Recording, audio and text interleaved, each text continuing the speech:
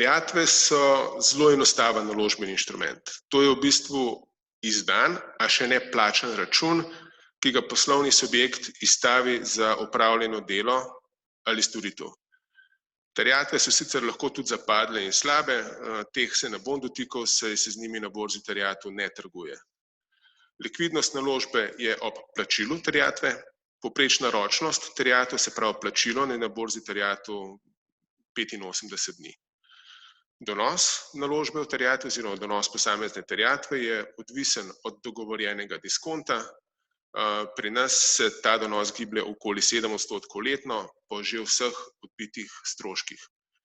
Tukaj bi spet poudaril, da cena terjatev ne niha. Njena vrednost je namreč dogovorjena naprej in ne samo vrednost, tudi njeno plačilo. Na prezentaciji boste zdaj videli eno piramido, ki prikazuje, kako naj bojo posamezne naložbe nekje, oziroma kakšen delež naj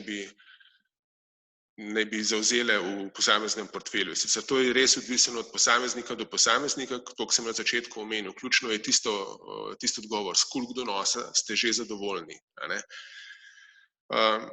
Iz vsega tega povedanega dajmo povzeti, da lahko terjatve umestimo med naložbe z rangom nižjega tveganja, med naložbe, ki prinašajo naprej dogovorjen donos, med relativno kratkoročne naložbe, saj je likvidnost precej visoka, pa naložba od vlagatelja ne zahteva veliko znanja in časa.